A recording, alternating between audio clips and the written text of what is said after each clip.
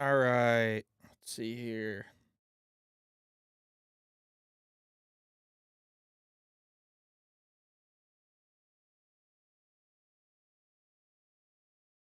Okie dokie. Welcome back to the Between the Stitches podcast, baseball only show, part of the Phenomenal Fan Media Group, episode number 4. We are going to be diving into some of the rules that are still being agreed upon by the owners and the players.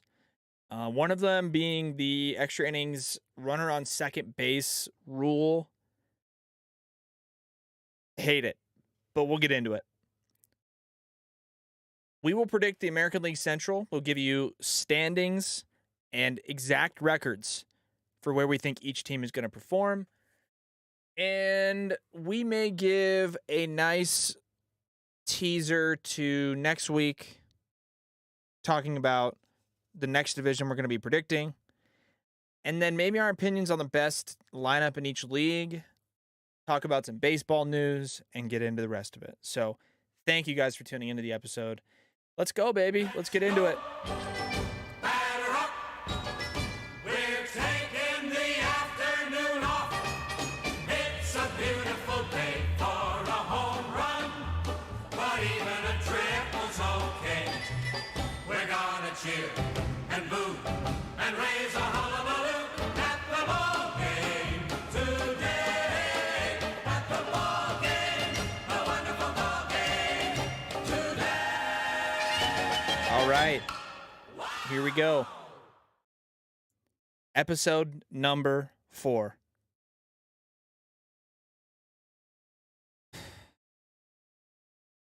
Lots to talk about with baseball because we are close. We are very close to the regular season. 2 weeks from today, baseball will be underway. 2 weeks from this exact moment, there'll be like 10, 15 games underway. It's unbelievable. It is unbelievable.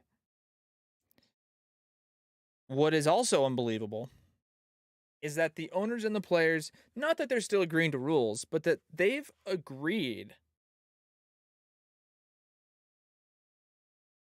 to keep the runner on second base rule. They've agreed to it, which is bananas. Bananas.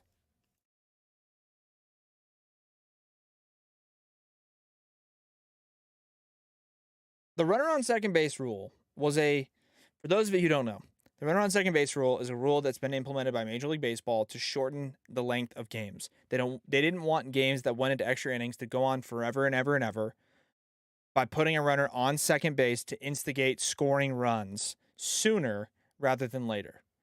Understandable, right? Because I actually agree. I don't think games should be going to the 19th, 20th, fucking crazy, 2 full games worth of games, right? That's just not good for pitchers. It's not good for anybody. But what's also not good is just, the game's tied. Well, now we're going to completely change how the game is played for the innings that are going to decide the game.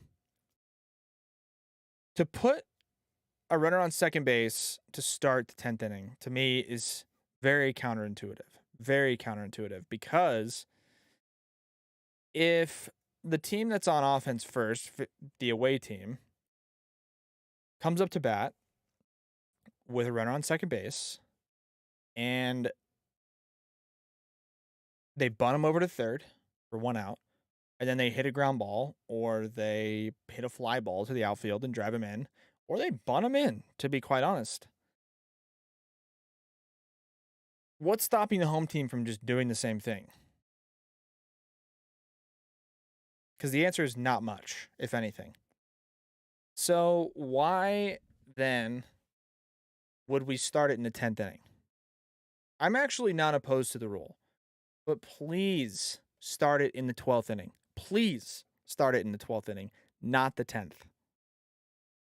Because starting it in the 10th essentially ends all strategic or baseball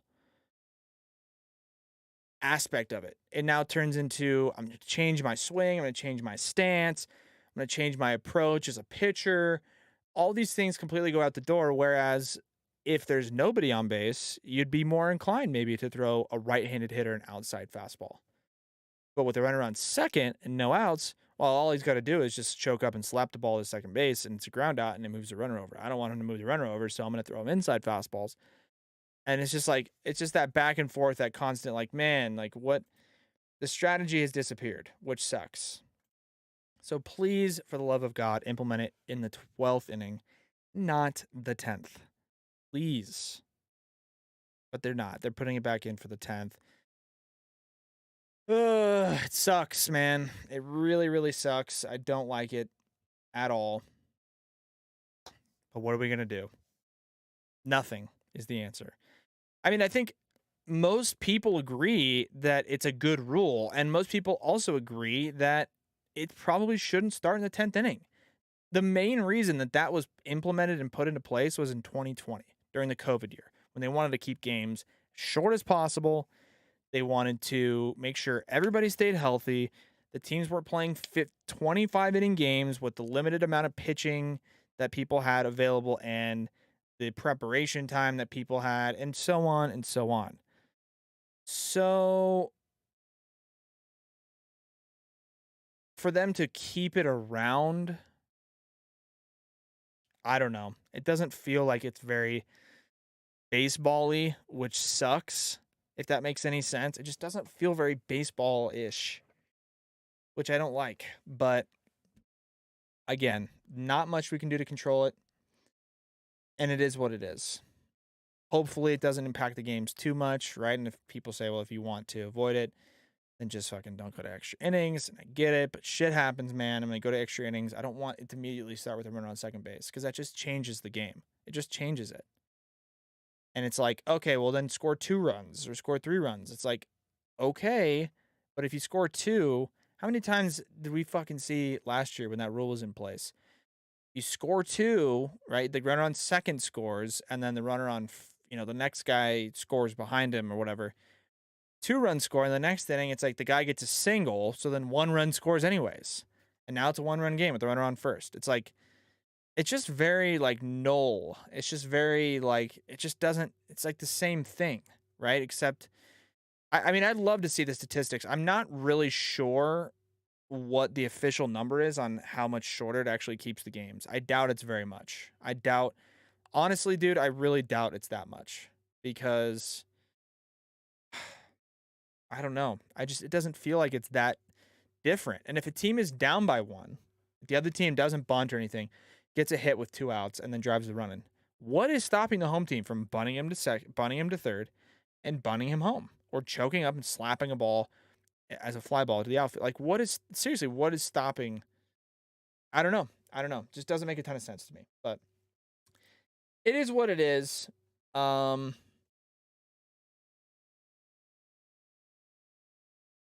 can't control it, but thankfully a lot of the other stuff is not coming back as far as like, I mean, some of the rules I guess have hung around, like 3 batter minimum for pitchers and stuff. And I don't mind that stuff too.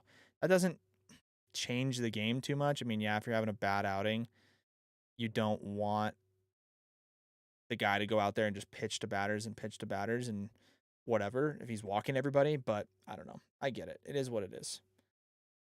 Moving on to who we think the best lineup is in baseball, National League and American League. The best lineups.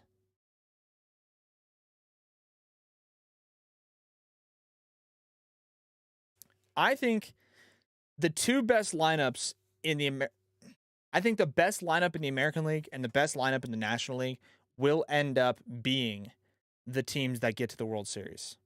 The best lineup in the American League is the Toronto Blue Jays. It is. I'm telling you, it is right now. Vlad Jr., Bo Bichette, Matt Chapman, a lot of other guys, George Springer, Lourdes Gurriel Jr., Teoscar Hernandez. I mean, I could go on, but That's a unbelievable fucking lineup. I mean, like, unbelievable. And in the National League, it's pretty apparent who the best lineup is. It's the fucking Dodgers. The best lineup in the National League is the Dodgers, and it's not close. In no particular order, but maybe positionally, going from like infield to outfield, if you want to say. Justin Turner is at third. Okay. Chris Taylor at short, potentially. Or maybe another random superstar prospect that they don't know. Nobody knows about, but he's good. Chris Taylor. Max Muncy at second base. Freddie Freeman at first base. Mookie Betts. Cody Bellinger. AJ Pollock. Will Smith catching. I mean, for fuck's sake. I mean, literally for fuck's sake. That is unbelievable. Unbelievable. Freddie Freeman, MVP. Mookie Betts, MVP. Yes, Bellinger had a down year last year, but he still has won an MVP. It's crazy, dude. It is fucked how good that lineup is. So I think the best two lineups should be the two teams in the World Series, but we all know a lot changes over time and guys could get hurt and this and that. We'll make our own predictions later on about the playoffs and the World Series and everything else. One thing I can say for sure is those two lineups on paper are the best in baseball. And it's, man, it's tough. It's tough to see anybody putting out more runs than those two lineups, respectively, in each league. Moving on to our predictions. We did the American League East last episode. We are now moving on to the American League Central Division. This is a division that's got a handful of up-and-comers, a couple of teams that are a bit of an oddball. And then it's got the one team that's going to stand out more than the rest, of course, in the White Sox. My projected standings for the White Sox.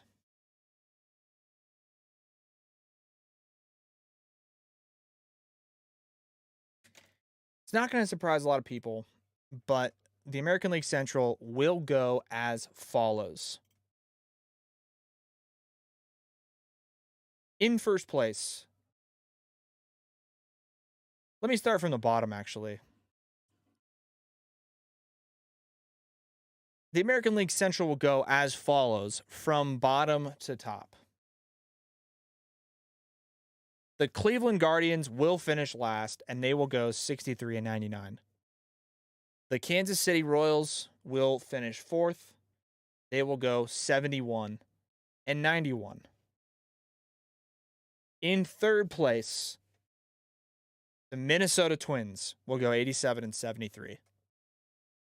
Tied with the Twins, but getting the tiebreaker, not that it'll mean anything, but tied with the Twins, in second place, the Detroit Tigers, 87-73 as well.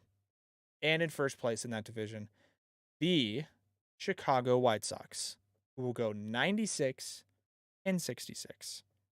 Mark it down. That's exactly how the division's going to unfold.